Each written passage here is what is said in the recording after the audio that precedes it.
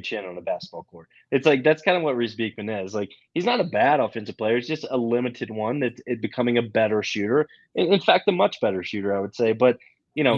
he doesn't get his own shot very often. He's not very aggressive offensively. I don't think he's healthy. BG.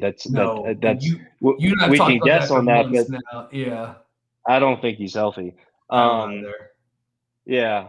So anyway, all His right. defense has not been the same. Like, I mean, he's still been incredible defensively, but like, Yeah. dude, you couldn't drive by this guy last year.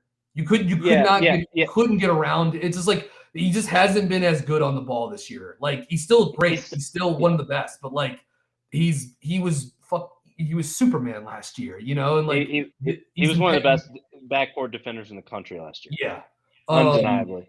Yeah, Yeah, but and so this I year's just just been different. Like, yeah, off the ball, he's still a yeah, menace because his anticipation is crazy. It's elite.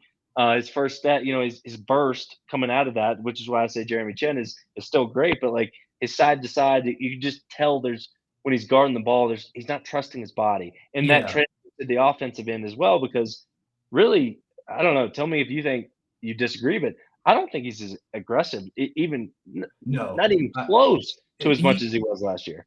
every like one or two games though, he will have a drive where he turns the corner and he'll dunk like in the half court, and it just it's like it always makes me sort of have to take a step back and remember like this guy does Oh, have this kind of yeah, like yeah, he has some nice athleticism mixed in. It's just he can't maybe dial it up maybe quite as much as you might like, but he yeah, does sometimes have those like surprise dunks, where Beekman, throws it down over but someone in traffic. It always like it's a very exciting play. And I would say too, like if you're an NBA person and you're sort of like wondering, if you looking for a comp offensively for Beekman, like think Alex Caruso, think mm, Gary Payton II.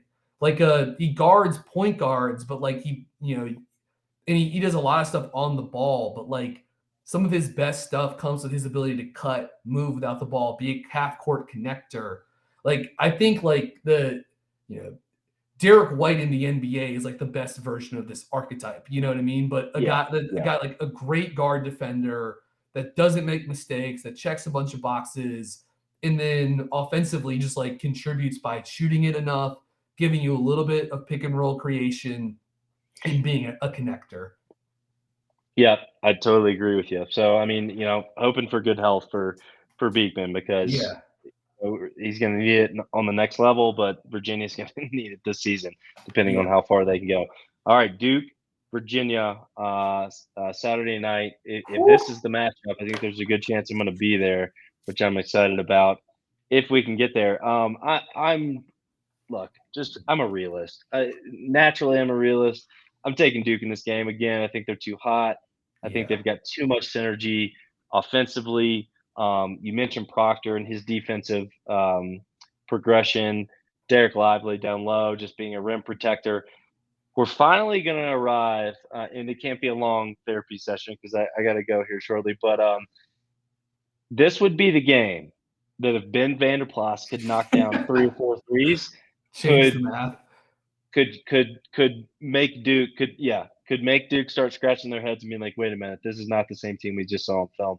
And Mhm. it's in there somewhere. I know it is, but we've not seen it all season. And I know I think BG and I probably stand on opposite sides of the fence on this one just a little bit. But I'm not sure he brings enough else to the game to justify the minutes he's getting. But damn it, this is the matchup. This is the matchup to where if Yeah. VVP could come out of his shell and be an offensive force and just give effort defensively and on the glass. He's not great there, just give effort. I think that'd be enough to get Virginia over the top. But I'm not betting on that.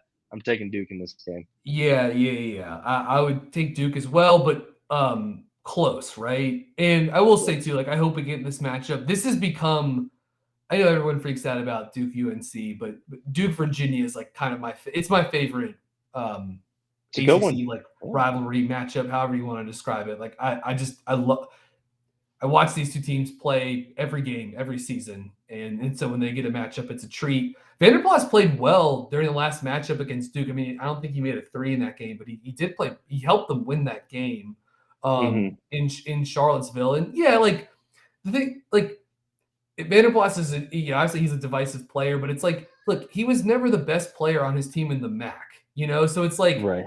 he is probably being asked to do, getting in. He played with Jason Preston and Mark Sears; those are like great players, but I think he's being asked to do a little bit too much, in part because like Shedrick just, they needed more out of Caden Yeah. Shedrick this season, and I think everybody reasonably could have expected more. And who knows, maybe he's dealt with a lot of different health stuff throughout his career, so hopefully he's there. But regardless, I think they've had to lean into small ball a lot, probably more than Bennett was expecting this season, and that's tough to throw at Duke right now, just given their front court power.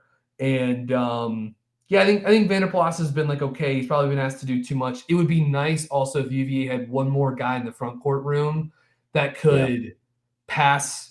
I mean, Gardner can pass a little bit, but like that could shoot from three and pass. Like they just don't have another guy that can kind of do that.